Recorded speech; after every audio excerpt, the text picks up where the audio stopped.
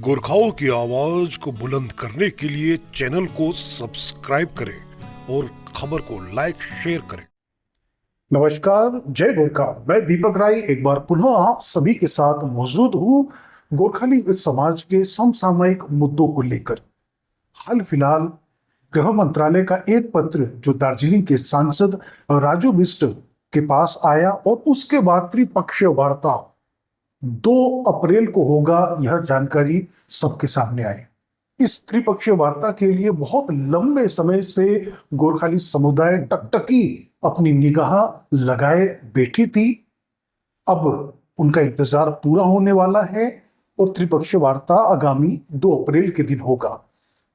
ये त्रिपक्षीय वार्ता किन मुद्दों पे होगा, इसमें क्या होना चाहिए, क्या हो सकता है, गोरखाली समाज को क्या मिलने वाला है, दार्जिलिंग की राजनीति में किस तरह का उठा पटक देखने को मिल सकता है, इस पूरे मुद्दे पे बात करने के लिए हमारे साथ मौजूद है गोरखाली समुदाय के बहुत पुराने जाने माने चेहरे। जी हाँ, आप समझ गए होंगे, हमारे साथ मौजूद है कर्नल भूपेंद्र सिंह छेत्री जी। नमस्कार सर, आपका स्वागत है।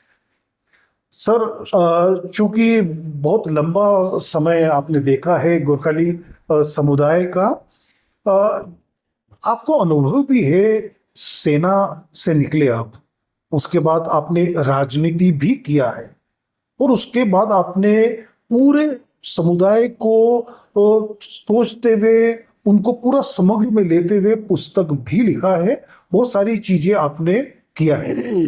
दार्जिलिंग में जाके दार्जिलिंग की राजनीति में भी आपने हिस्सा लिया है, नेशनल गोरखालैंड कमेटी में भी आपने नजदीकी से भाग लिया। पीपीएस शब्द जो आया है, जो लेके आया है, उस ब्रेन में भी कहीं ना कहीं आप भी शामिल थे।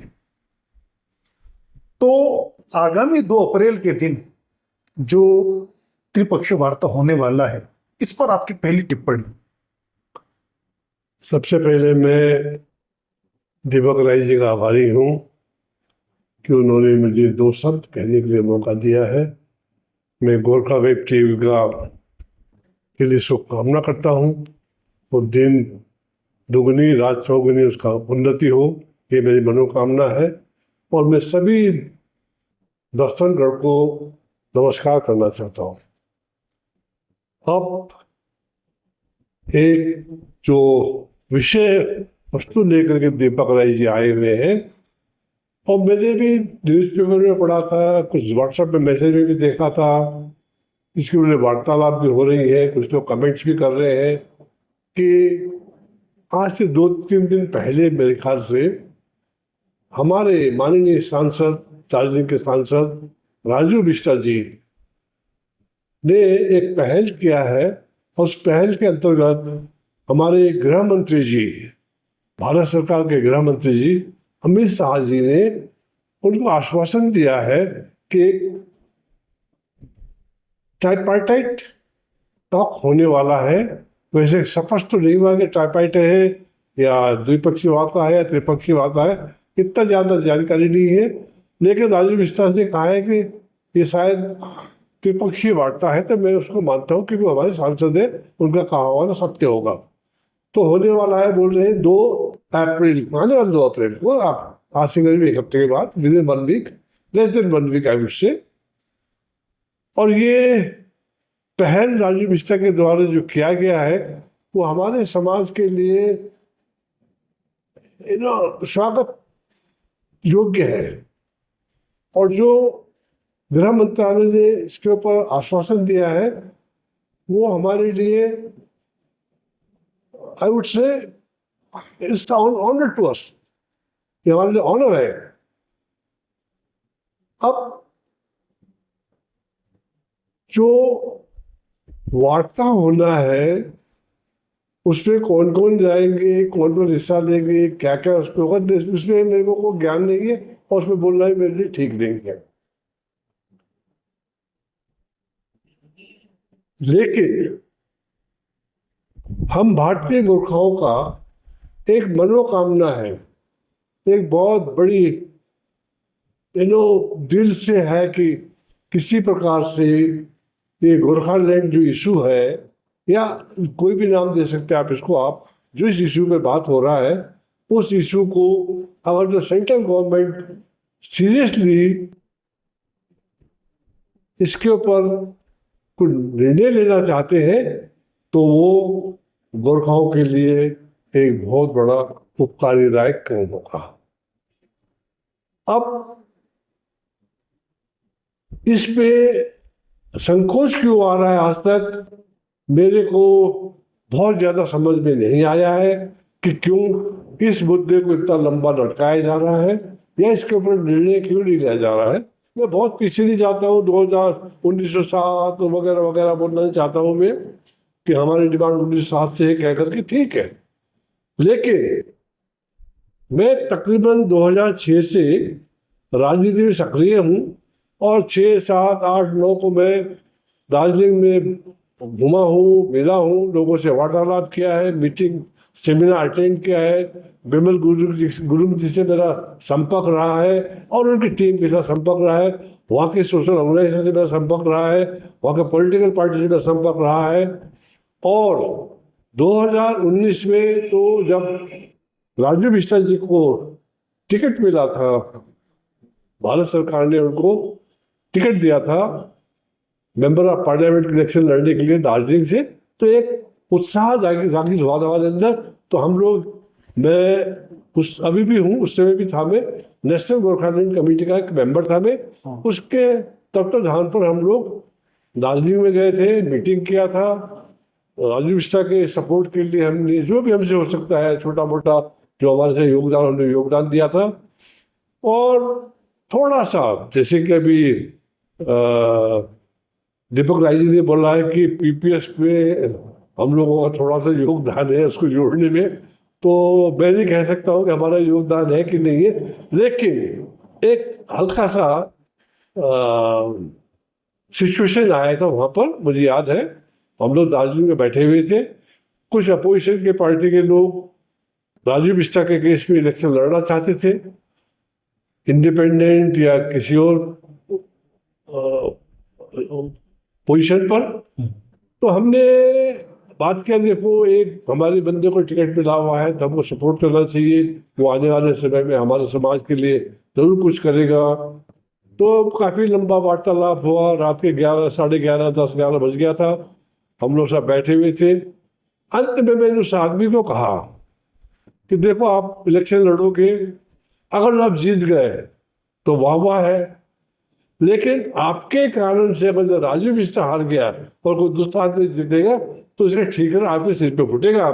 ये मैंने आखिरी में उनको बताया था, करीब 11 बजे रात की बात है। तो उसने कहा कि ठीक है, अगर ऐसी बात है कि मेरे सिर के ऊपर ठीकरा फटेगा तो मैं चाहता हूँ कि राजू बिष्टा या भारतीय जनता पार्टी अपने मैनिफेस्टो में, या छोटा सा मैनिफेस्टो हो या लोकल मैनिफेस्टो हो, उसके अंदर कम से कम कुछ तो लिख के भेजे गोरखाओं के लिए, ताकि हम आश्वस्त हो जाए कि हमारे लिए कुछ होने वाला है। उसी समय पर संपर्क किया गया भारतीय जनता पार्टी के कार्यकर्ताओं द्वारा या उनके द्वारा अपने अपने भारत में उन्हें बात किया, और रात को 12, साढ़े 12 बजे डिक्लेयर हो गया कि भारतीय जनता पार्टी इलेक्शन के बाद भारतीय गोरखाओं के लिए परमानेंट पॉलिटिकल सॉल्यूशन लाएगा, ये घोषणा पीपीएस।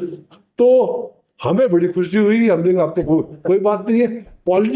परमानेंट पॉलिटिकल सॉल्यूशन का मतलब है कि पूरा हिल जो है पॉलिटिकल क्राइसिस से जूझ रहा है। अगर जहाँ विकास की बात करते हैं या आप क्या बोलते हैं सोशल ऑर्गेनाइजेशन की बात करते हैं, ठीक है वो सब जगह प्रॉब्लम है, पानी का प्रॉब्लम, बिजली का प्रॉब्लम या सड़क का प्रॉब्लम, आने जाने का प्रॉब्लम, तो वो ऑल ओवर इंडिया में है, क्योंकि हम लोग we are just growing and उस ग्रोइंग हालत में थोड़ा बहुत प्रॉब्लम होना स्वाभाविक है।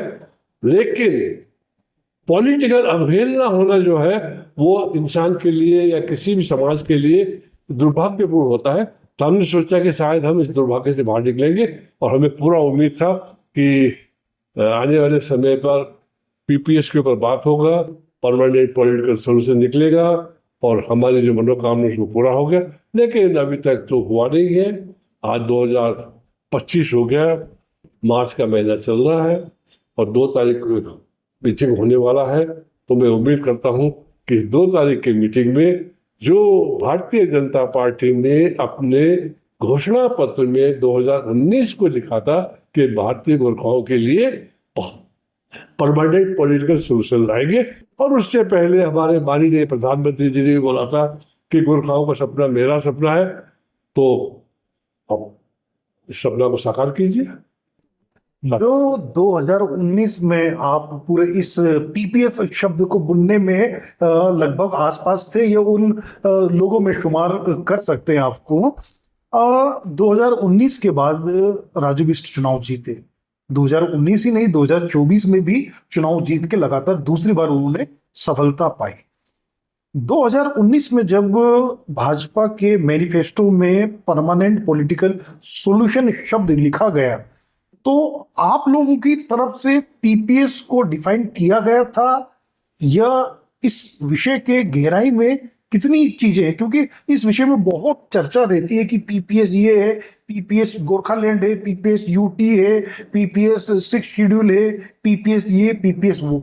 आप लोगों ने जो डिफाइन करके जो मैनिफेस्टो में शामिल करवाया था, वो पीपीएस क्या था? नेशनल गोरखालैंड कमेटी, जिसको एनजीसी बोलते हैं, वो बना, उसका नाम ही गोरखालैंड गोरखालैंड नाम उसका, नेशनल गोरखालैंड कमेटी, तो गोरखालैंड ही नाम है।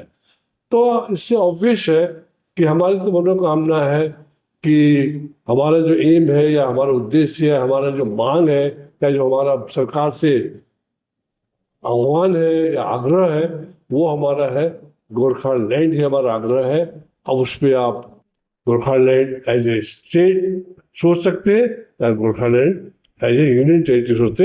हमने यही अनुमान लगाया था, पीपीएस का मतलब होगा गोरखालैंड के पर ही वार्तालाप होगा करके। अब किस वजह से नहीं हुआ, क्यों नहीं हुआ, ये विषय जो है पॉलिटिकल विषय है, राजनेताओं का विषय है, वो शायद बताएंगे। लेकिन हम अपने आज तक हम अडिग है, हमने अपना नाम भी नहीं चेंज किया और आज भी हम बोलते हैं गोरखालैंड ही हमारा वो मेन मुद्दा है। क्या एनजीसी को भी सर त्रिपक्षीय वार्ता में बुलाया जा सकता है? अब एनजीसी एक थिंक टैंक है, न तो बहुत बड़ा, इसको हम सोशल ऑर्गेनाइजेशन भी नहीं बोल सकते हैं, और ये नॉन पॉलिटिकल ऑर्गेनाइजेशन है। अब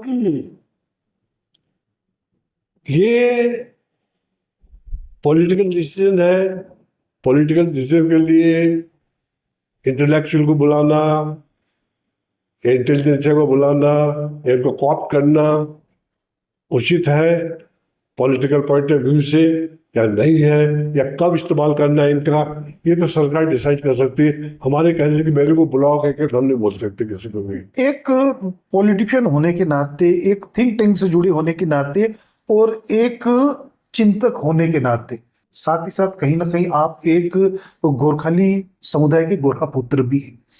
ये सभी का मिश्रण करके देखे, दिमाग सोचे, दिल सोचे, मन सोचे, चाहना, क्या लगता है आपको कि त्रिपक्षीय वार्ता में किन मुद्दों पर बात होनी चाहिए? अब जो चर्चा हो रहा है, आपने बोला कि किन विषय में बात होना चाहिए, जो मैं पढ़ रहा हूँ, जो सोशल मीडिया में जो सर्कुलेट हो रहा है, वो हमारे पॉलिटिकल लीडर को जो त्रिपक्षीय वार्ता के लिए पेपर तैयार कर रहे हैं या डॉक्यूमेंट तैयार कर रहे हैं, मेरा तो उनसे एक ही आग्रह होगा कि आप, बहुत सारे मुद्दे आपके हैं। कोई बोल रहा है कि हमको 11 जाति का एसटी में शामिल करने के लिए वो करना चाहिए। कोई बोल रहा है कि हमको 6 शेड्यूल में शामिल करना चाहिए। कोई बोल रहा है कि किसी दूसरी स्टेट के साथ मर्ज करना इसको, इस प्रकार से। या कुछ लोग बोल रहे हैं कि हम जो है अपना डेवलपमेंट के लिए सोच रहे हैं कि हमारा टी गार्डन है, लेबर का प्रॉब्लम है, इन चीज़ों पर बात करने के लिए सोच रहे हैं। लेकिन उससे जो मेन मुद्दा हमारा है, जो हमारा मेन क्या बोलते हैं ऑब्जेक्टिव है, जो हमारा मेन क्या बोलते हैं मनोकामना है, वो इन सबसे पूरा नहीं होता है। ये सब बातें तो यदि गोरखालैंड एज ए स्टेट बन जाए या गोरखालैंड एज ए यूटी बन जाए, ये सारे बातें तो ऑटोमेटिकली हो जाना है, कोई रोक नहीं सकता है। लेकिन ये सब मिलने के बावजूद भी यदि आपको जो आपकी इच्छा है, जो पॉलिटिकल अवहेलना आप समझ रहे हैं, महसूस कर रहे हैं, या पॉलिटिकल सप्रेशन जो आप महसूस कर रहे हैं, उसका निवारण नहीं होगा। आपको एक पॉलिटिकल जो पावर है, पॉलिटिकल जो क्या बोलते हैं ताकत होता है, राजनीति का जो ताकत होता है, वो ताकत आपको केवल तभी मिलेगा जब वो एक इंडिपेंडेंट स्टेट बनेगा। इंडिपेंडेंट नहीं कहूँगा मैं, पार्ट ऑफ इंडिया ही है वो, लेकिन अलग हो जाएगा बंगाल से, तब जाकर के आपको ताकत मिलेगा। सेकेंड पॉइंट, ये इतना बड़ा कभी कभी क्या होता है, मेरे को ऐसा लगता है कि some sort of a fear साइकोसिस चल रहा है पॉलिटिकल सर्कल में। जैसे कि भारतीय जनता पार्टी ने वेरी टेरिंग डिसीजन लिया था कि 370 को ने एबॉलिश किया था, क्या बोलते हैं, वहाँ से JNK से। उससे पहले बड़े हल्ले मच रहे थे, कह रहे थे कि अगर जो 370 को टच किया, टच करने पर ही खून की नदी बह जाएगी, कोई तिरंगा उठाने वाला आदमी नहीं मिलेगा। ऐसा तो कुछ भी नहीं हुआ। 150 फीट का तिरंगा लहरा रहा है वहाँ पर, झेलम में शुद्ध पानी बह रहा है, वहाँ तो कोई खून नहीं बह रहा है। ये फेयर साइकोसिस है, फेयर ऑफ अननोन क्रिएट किया जाता है। इसी प्रकार से वहाँ भी इसी प्रकार का क्रिएट किया जा रहा है कि ऐसा होने से ऐसा हो जाएगा, ऐसा होने से ऐसा हो जाएगा। मुझे ऐसा कुछ भी नहीं लगता है। अगर जो भारत सरकार इसके ऊपर इस भय को अपने दिमाग से निकाल करके, अपने आत्मा से निकाल करके, अपने दिमाग से निकाल करके, अपनी सोच से निकाल करके कि ऐसा करने से मेरे को ये पॉलिटिकल नुकसान होगा या मेरे को ये पॉलिटिकल नुकसान होगा, इस फेयर पे नहीं जीना चाहिए। बोर्ड होकर डिसीजन लेना चाहिए। जिस प्रकार से आपने पूरी के टाइम पर बोर्ड डिसीजन लिया था, जिससे आपने बालाकोट में बोर्ड डिसीजन लिया था, जिस प्रकार से आपने एयर स्ट्राइक किया था, जिस प्रकार से आपने अरविंद को निकालने में बोर्ड इलेक्शन लिया था, ऐसा बोर्ड इलेक्शन लीजिए, क्यों डरना ना। आपके सर इसी सवाल से आपको रोकना चाहूंगा।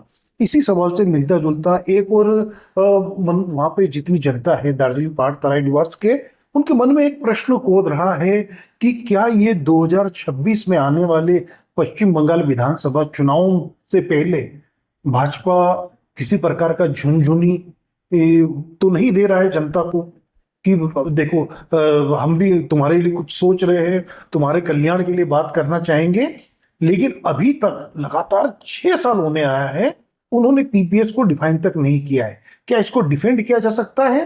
भारतीय जनता पार्टी एक गृह मंत्रालय जो जिस प्रकार की बात करती है। देखो, अब ये झुंझुना वाला खेल तो बंद करना चाहिए मेरे विचार से। We are politically mature, complete system is politically mature. हर आदमी समझता है इस बात को कि झुंझुना है या हमारा वाकई तहे दिल से काम हो रहा है। तो इस प्रकार का तो कि 2026 के इलेक्शन हर 5 साल में आ रहा है, हर 2-3 साल में आ रहा है।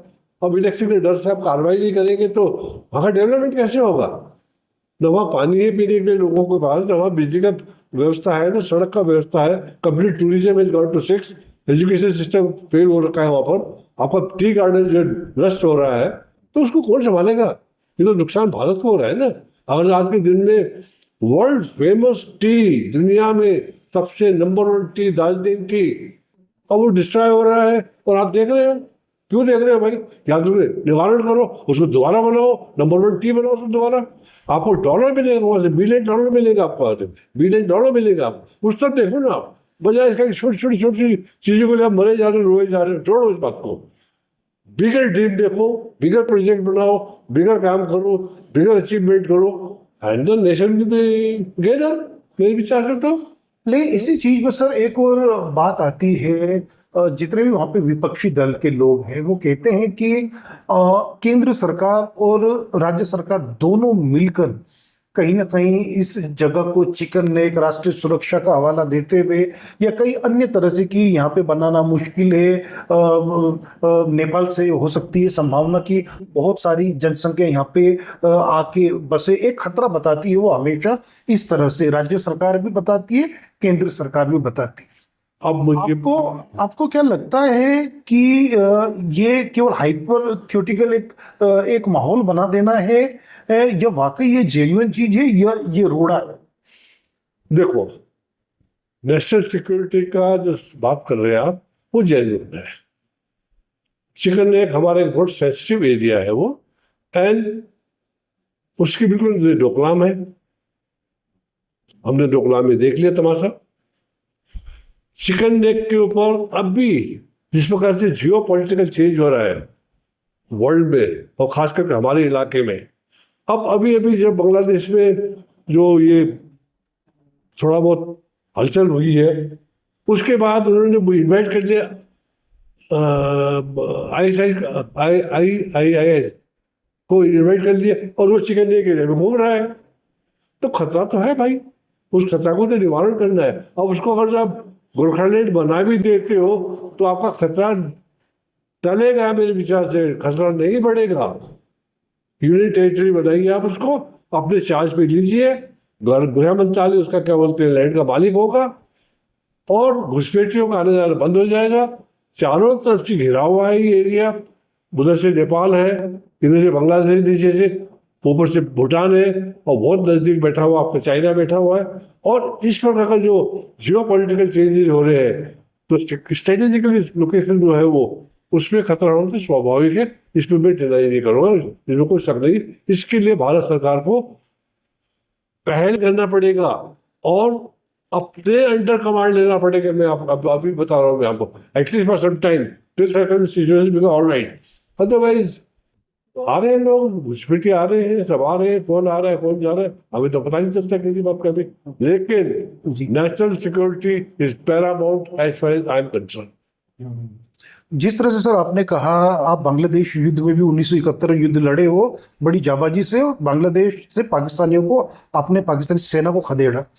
बांग्लादेश की स्थिति भी कहीं ना कहीं ये हमारे पीपीएस, ये हमारे जो भावनाएं हैं, जो उन्मुक्ति की भावना है, उसको कहीं ना कहीं एक गलत समय तो नहीं हो रहा है क्या? ये एक वार्ता बुला दिया है, और पड़ोसी देश जो बिल्कुल 20-25 किलोमीटर दूर जिसकी सरहद है, वहां पे इस तरह का तनाव है।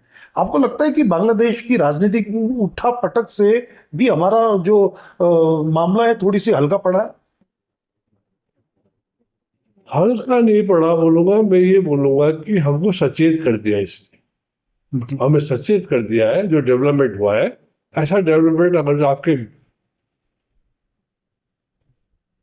बरामदे के बाहर हो रहा है तो आपको सचेत होना पड़ेगा। किसी को भी कमजोर नहीं आंकना चाहिए, किसी भी समस्या को अनदेखी नहीं करना चाहिए। ये समस्या को बहुत सीरियसली लेना चाहिए, और सीरियसली लेकर के इसका निवारण करना चाहिए। क्योंकि ये जो कॉन्स्टिट्यूशन लिखा हुआ है, इस कॉन्स्टिट्यूशन में 6 दिसंबर 1946 में, जी जी 6 दिसंबर 1946 में कॉन्स्टिट्यूशन का स्थापना हुआ था, और 19 दिसंबर 1946 को बाबू डंबर सिंह गुरुंग ने और उसके बाद एली बहादुर गुरुंग ने चिकन नेक के बारे में बहुत क्लियरली बोला है कि इसका निवारण करना बहुत जरूरी है भारत को। कहाँ 2046 और आज 1946 और आज हो गया 2025, अभी तक उसका निवारण नहीं हुआ। किसके लिए सो रहे हम लोग, कहाँ के लिए सो रहे? क्या वो इतने बुद्धिजीवी आदमी, 389 मेंबर थे नेशनल असेंबली के, उसमें से एक था ये भी, और इसकी भाषण आज भी मान्यता रखता है। नेशनल असेंबली में डंबर सिंह गुरुंग की भाषण को आज भी मान्यता दिया जाता है। तो क्यों नहीं मान रहे उसके बात को? भाई क्या बोल रहा है वो, गलत थोड़ी बोल रहा है। पढ़ो, कॉन्स्टिट्यूशन को खोलो, उसमें क्या डिस्कस हुआ है, क्या लोगों ने बोला है, और बोलने के बाद में करो, कुछ तो करो। कल के दिन जब चिड़िया चुग जाएगी खेत तो पछताने से क्या फायदा होगा? आपने जिस प्रकार से कहा कि चिड़िया चुग जाएगी खेत, उससे एक और चीज याद आया। 1971 का युद्ध आपने पाकिस्तान की सेना को हराने में भारतीय सेना की तरफ से पराक्रम दिखाया। इस तरह की भी मीडिया रिपोर्ट है, अंतर्राष्ट्रीय मीडिया में हम देखते हैं कि बांग्लादेश में पाकिस्तान की सेना 1971 के बाद पहली बार ज्वाइंट एक्सरसाइज कर रही है, और लगभग वो चिकन नेक के हिस्से से ज्यादा दूर ना होके लगभग बॉर्डर के आसपास वो मिलिट्री एक्सरसाइज कर सकते हैं ज्वाइंट रूप से।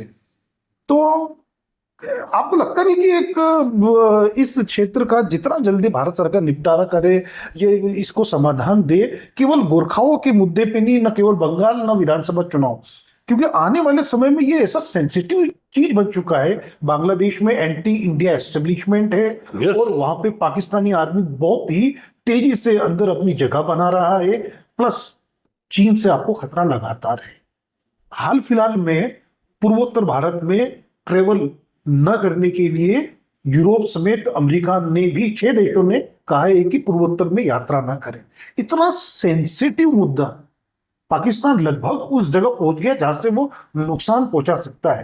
तो आपको लगता है कि हमारे क्षेत्र का जो समाधान है उस क्षेत्र का मिलिटरीली हो सकता है या पॉलिटिकली हो सकता है? क्या आपको लगता है कि दोनों में से किस तरफ जाना होगा? देखो, जैसे आपने बोला कि मैं 71 की लड़ाई मैंने बांग्लादेश में भाग लिया है। भाग ही नहीं गया सर, आपने जीता है, अब वॉर हीरो सर हमारे। तो मैं एंटर किया था कृष्णानगर से कुश्तिया डिस्ट्रिक्ट में। तो उस समय पर हालात, उस समय का सिचुएशन, उस समय का सोशो इकोनॉमिक पैटर्न, उस समय का जो सोसाइटी था उसका कॉपरेशन मैंने बहुत ज़्यादा देखा वहाँ पर। मैं खुद घुसा हूँ अंदर। मैं तो बांग्लादेश में 200-250 किलोमीटर अंदर चला गया था मैं तो लोकल पॉपुलेशन हमारे फेवर में था। किसी ने मतलब पाकिस्तान आर्मी ने हमारी लेडीज के साथ, हमारे औरतों के साथ, हमारे बच्चों के साथ, हमारे लोगों के साथ अत्याचार किया, लेकिन लोकल पॉपुलेशन ने कुछ नहीं किया था। वो हमारे साथ थे, हमने उनको सपोर्ट किया और उनको सपोर्ट करके उनके सपोर्ट से, चाहे वो मुक्ति वाहिनी था या मुक्ति वाहिनी, मुक्ति सेना, 2 पार्ट था। मुक्ति वाहिनी आज मेरी बहुत एक्टिव था वो। तो उन्होंने हमको सपोर्ट किया, उनके सपोर्ट से, लोकल पॉपुलेशन सपोर्ट से और इंडियन आर्मी के पराक्रम से हम लोगों ने बांग्लादेश को आज़ाद करके और उनको एक तोहफा दिया। यानी कि हमने एक इंच जमीन भी नहीं लिया। हमारे हजारों आदमी मारे गए, घायल हुए, करोड़ों अरबों रुपए हमारे खर्चे हुए इस लड़ाई के अंदर। हमने एक इंच जमीन जैसे मतलब जिस प्रकार से लेकर लिबरेट करके हैंड ओवर कर दिया हमने। अब जब मैंने अभी देखा, अभी नवंबर के अक्टूबर या इसी महीने जब ये वहाँ पर हालात खराब हुआ था, मेरे को बड़ा दुख लगा। मैंने कहा देखिए, मैं लड़ाई लड़के आया हूँ वहाँ पर ऑलमोस्ट अपनी जवानी, मैं जवान था उसमें, लड़का था मैं जवानी में गया था, मर भी सकता था मैं। अब ऐसे इनके लिए बढ़ रहा हूँ मैं, जो हमारे क्या बोलते हैं हमारे खिलाफ नारे लगा रहे। रहे हमारे खिलाफ। अरे तुमको आज़ाद कराए भैया हम नहीं है, तो तुम हमारे खिलाफ आवाज उठा रहे हो। और इस प्रकार का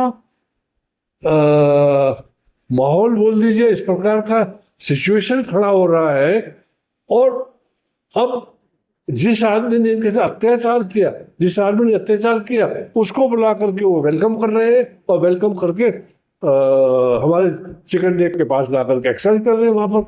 तो भाई, तो हमको तो बड़ा डाउटफुल लगता है बात। हमसे तो गलती होगी बहुत बड़ी। मैं तो यही कहूँगा कि हमने इतना बड़ी गलती की।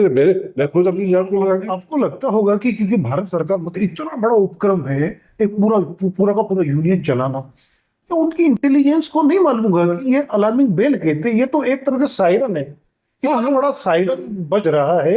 उनके मन में भी कहीं ना कहीं तो होगा कि भाई बहुत हो गया अभी तक, अब पॉलिटिकली नहीं जाते हैं, इसको करेक्ट करने का वक्त आ गया है। आपको क्या लगता है कि सैन्य रूप से इसका समाधान होगा या राजनीतिक रूप से समाधान होगा? दोनों में से किसकी आपको संभावना ज्यादा लगती है, क्योंकि आप राजनीति भी आपने देखा है और आपने सैन्य पृष्ठभूमि से जो आप रहे हो? देखो, सैन्य तो है, राजनेता ही सैन्य चलाता है, they are our political masters, ठीक है ना। हम तो आज्ञा पालन करते हैं जी। जो हमारे प्राइम मिनिस्टर ने बोल दिया, जो हमारे डिफेंस मिनिस्टर बोल दिया, हमारे प्राइम मिनिस्टर डिफेंस होगा, चीफ को बोला, चीफ ने हमको बोला, और हमने कार्रवाई किया। हम अपनी मर्जी से काम नहीं कर सकते कुछ भी। तो सैन्य का नाम छोड़ दीजिए, जैसे हमको आदेश मिलेगा सैन्य को, सेना उस प्रकार से काम करेगा। सेना के ऊपर तो आप बेफिक्र होके जाइए, वो अपने काम पे बिल्कुल काबिलियत रखता है, वो चाहे एयरफोर्स हो, चाहे नेवी, चाहे एयरफोर्स हो। लेकिन ये पॉलिटिकल जो क्या बोलते हैं मिमिक्री है, मैं बोलूंगा इसको कि मजाक है कि वो हथौड़ा लेके आपके सामने आके खड़ा हो रखा है और आप उसके निवारण नहीं कर रहे हो, अपने आंख से देख रहे हो, पूरा देख रहे हो क्या हो रहा है वहां पर, नहीं कर रहे हो। अपने 5-7 एमएलए की सीट के लिए तो मरे जा रहे हो, पर नहीं मिलेगा, नहीं मिलेगा, नहीं करेगा, बंगाल का हम राज नहीं करेंगे, कर दो रे, ममता बनर्जी कर रहे राज, करने दो उसको, करो उसको, अलग करो उसको, क्यों इतने ज्यादा कर, are you waiting for the doomsday कि जब क्या बोलेंगे, फिर क्या जवाब देगा, पॉलिटिकल क्या जवाब देगा तो दुनिया के सामने, हमसे भाई जो करके काट देता है, क्या बोलते हैं, किसी दिन से काट देता है, कैसे भी काट देता है, क्या कर देता है, हंगामा कर देता है, वहां पर कोई मुसीबत कर देता है, तो क्या क्या करोगे आप भैया? होम मिनिस्टर को अपने चार्ज पे लेना पड़ेगा, मैं बोल रहा हूँ कि don't leave it to like open fence नहीं होता, खुद को आ रहे जा रहे, आ रहे जा रहे, लोग आ रहे जा रहे, कौन कंट्रोल करेगा उसको? आखिर में जाकर के तो चलो फौज तो करेगा अपना, फौज में कोई दो राय नहीं है, लेकिन पॉलिटिकल विल होना चाहिए, पॉलिटिकल डिसीजन लेने का क्या बोलते हैं मादा होना चाहिए, और पॉलिटिकल मेच्योरिटी होना चाहिए कि 2-4 सीट के लिए और 2-4 मेरा मेरा चीफ मिनिस्टर बन जाएगा, मेरा एमएलए बन जाएगा, मेरा एमपी बन जाएगा, इस चक्कर से बाहर निकलो, मैं बोलूंगा अपने इतने बड़े बड़े नेता को ये बोलूंगा मैं, खास करके जहाँ पर हमारा नेशनल सिक्योरिटी का एस्पेक्ट आता है। मैं ये नहीं बोल रहा गोरखालैंड बनाओ के, मैं ये बोल रहा हूँ उस सिचुएशन को, उस समस्या को, उसको एड्रेस करो, और सीरियसली एड्रेस करो, और उसका रेमिडियल मेजर निकालो। ये पैरामाउंट है, नेशनल, इसे नेशनल पैरामाउंट है, इससे बड़ा कोई चीज नहीं हो सकता है। ऊपर से बैठा हुआ वो बिल्कुल ही वॉचिंग फ्रॉम द, उसका डैगर जो है क्या बोलते हैं, डॉक्यूमेंट से देखोगे आप, चुंबी वैली से उसका डैगर हमारे छाती के अंदर घुसा पड़ा है, नक्शा देखो आप, ऐसे ऐसे करके चाइना अंदर घुसा पड़ा हमारे छाती के अंदर, थोड़े दूर है वहां से। अब उधर से उसको, अब किसके कहने पे क्या कुछ हो रहा है मुझे नहीं पता है, अब उधर से पाकिस्तान आ रहा है नीचे से उठ करके एक्सरसाइज कर रहा है यहाँ पर, और क्यों कर रहा है एक्सरसाइज यहाँ पर, तू मेरे घर के सामने आकर के, तो वो तो सर एक कहीं ना कहीं वो मैसेज दे रहे हैं कि भाई आपका ये जो गर्दन है उसको हम कभी भी दबोच सकते हैं, ये उनकी तरफ से कहना है। सर कहीं ना कहीं एक बीते दिनों हमने देखा था, सिक्किम के पूर्व मुख्यमंत्री पवन चामलिंग ने ममता बनर्जी से मुलाकात की थी। क्या ये मुलाकात सिक्किम और दार्जिलिंग के मर्जर को राज्य सरकार के द्वारा भी स्वीकृति दिलाना था? सिक्किम दार्जिलिंग मर्जर को आप क्या पीपीएस मानते हो, समस्या का समाधान मानते हो, या 6ठी अनुसूची जिसको 6th शेड्यूल कहते हैं उसको एक आप पीपीएस के प्रारंभिक रूप में मानते हो कि हमें राज्य तक पहुंचना है तो ये अभी ले लेना उचित रहेगा? क्या लगता है आपको, सिक्किम दार्जिलिंग मर्जर या 6th शेड्यूल? देखो, सिक्किम का अपना अलग कॉन्स्टिट्यूशनल स्टैंडिंग है, दार्जिलिंग सिलीगुड़ी जो भी है उसका अपना अलग कॉन्स्टिट्यूशनल स्टैंडिंग है। Both are they constitutionally one, that has to be seen. Secondly उसका अपना अलग इतिहास है, इसका अपना अलग इतिहास है, एंड ठीक है, कल्चर एक है, लैंग्वेज एक है, भाषा एक है, सब कुछ बातें, खान पान सब एक है, मैं मानता हूँ इस बात को, लेकिन ये संवैधानिक तरीके से हो पाएगा या नहीं हो पाएगा ये तो संविधान के जो ज्ञाता है वो बता पाएंगे। फिलहाल मेरे को लगता है कि दो अलग अलग है ये। इस स्थिति में अब सिक्किम बहुत बढ़िया तरीके से काम कर रहा है। आज के तारीख में अगर जो देखा जाए, भारत के जितने भी यूनियन टेरिटरी है या स्टेट्स है, उस हिसाब से वो एक बहुत टॉप लीडर पर इस वक्त, उसका अपना यानी कि बहुत अनपॉलिटिकल स्टेबिलिटी है वहाँ पर। मेरे ख्याल से पिछले 75 में सिक्किम का जन्म हुआ था, मतलब हमारे साथ विलय हुआ था, तब से लेकर का आज 2025 तो 50 साल हो गए इसको। इस 50 साल के अंदर मेरे ख्याल से नर बहादुर भंडारी ने 17 साल तक उसने चीफ मिनिस्टर किया। कितना स्टेबिलिटी है पॉलिटिकली। उसके बाद फिर क्या बोलते, चामलिंग ने कितना लंबा किया, तो और बीच में 2-3 चीफ मिनिस्टर आए, मेरे ख्याल से मुश्किल से 4 या 5 चीफ मिनिस्टर बनेंगे वहाँ पर, और इन्होंने बहुत अच्छा काम किया है, पूरा डेवलप किया है, लैंड का डेवलप किया है, फॉरेस्ट का डेवलपमेंट किया है, हॉर्टिकल्चर का डेवलपमेंट किया है, फूड प्रोडक्शन का डेवलप किया है, वेजिटेबल प्रोडक्शन का डेवलप किया है उन्होंने, फ्लोरिकल्चर डेवलप किया उन्होंने, एजुकेशन में they are the top, I am telling you, जबकि बेचारे पढ़ने के लिए दार्जिलिंग और नीचे सिलीगुड़ी आते थे, आज उनकी यूनिवर्सिटी बहुत अच्छा चल रही है। फुल फ्लैश एक स्टेट का एंजॉय कर रहे हैं आज लोग।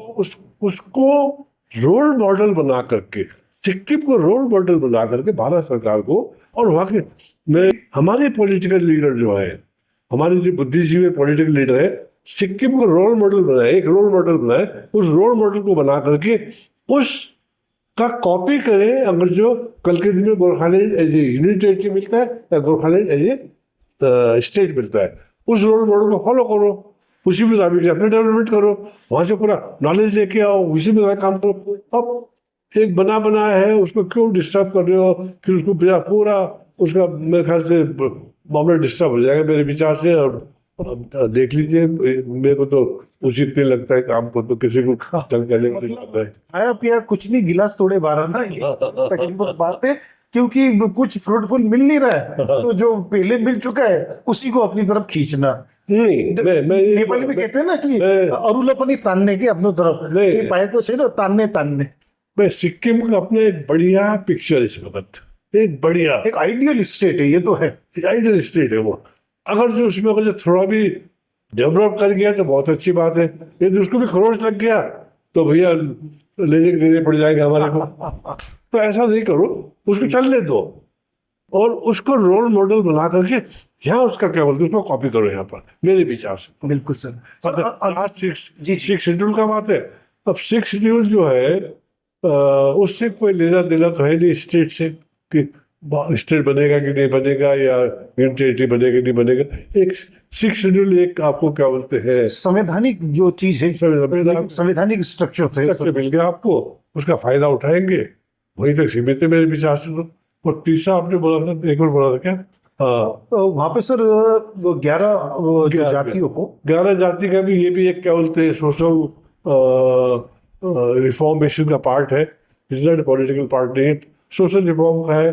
जैसे और लोगों को मिल रहा है, ओबीसी मिल रहा है, किसी को एससी मिल रहा है, किसी को एसटी मिल रहा है, तो वो डिप्राइव्ड लोग हैं।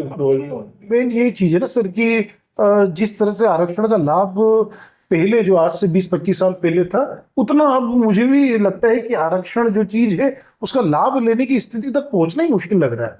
चलो अभिलाषा है, पूरा वाली बात है, ऐसे मतलब इस पे तो मैं कुछ नहीं बोलूंगा, मिल जाना चाहिए। मैं समझ गया सर।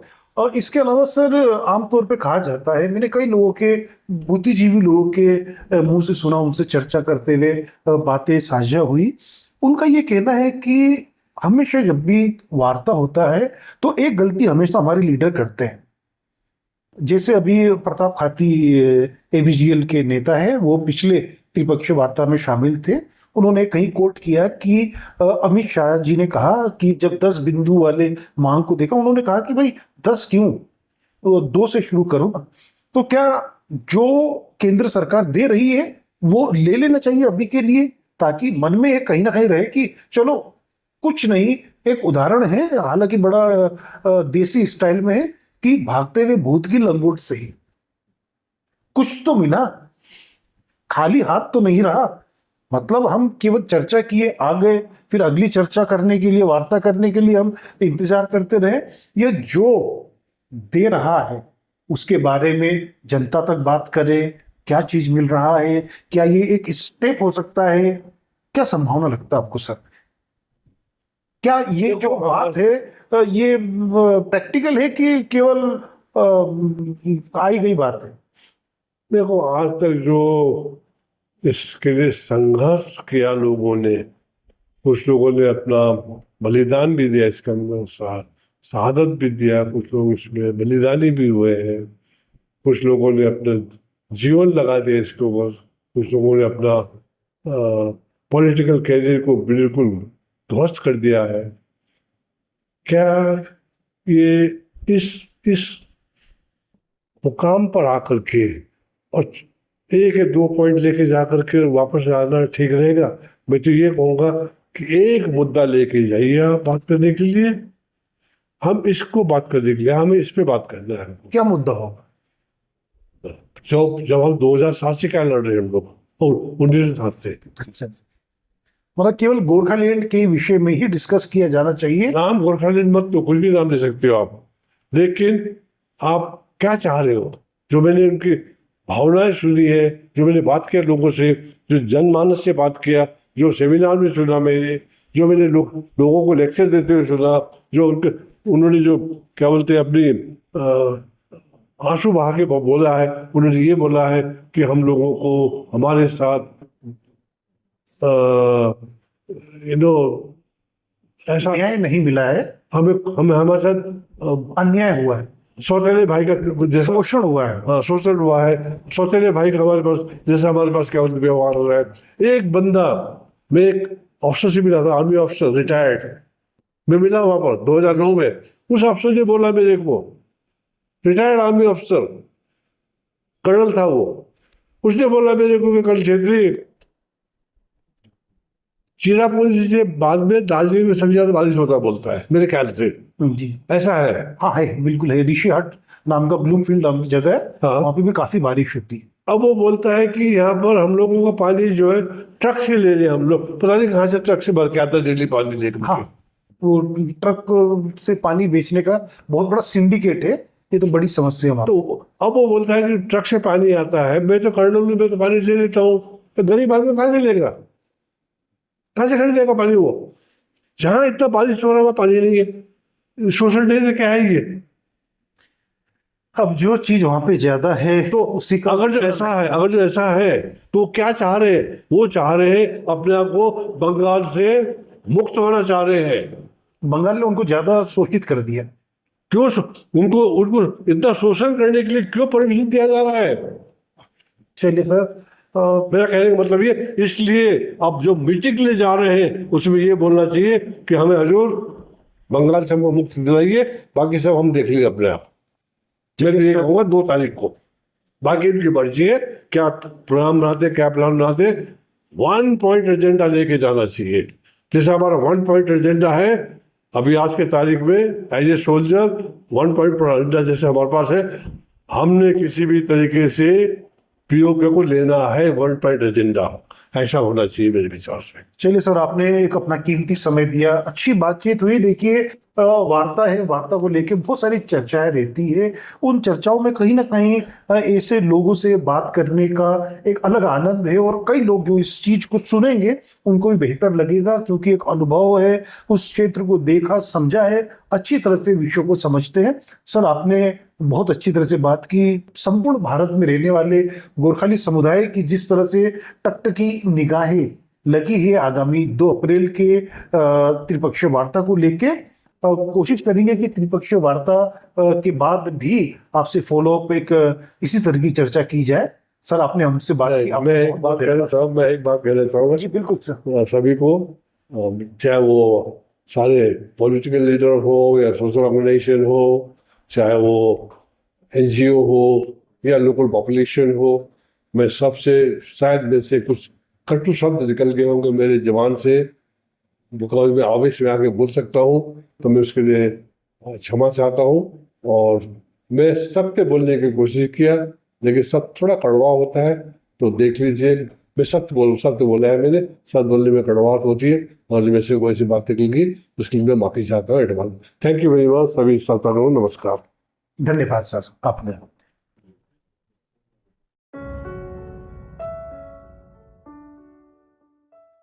गोरखाओं की आवाज को बुलंद करने के लिए चैनल को सब्सक्राइब करें और खबर को लाइक शेयर करें।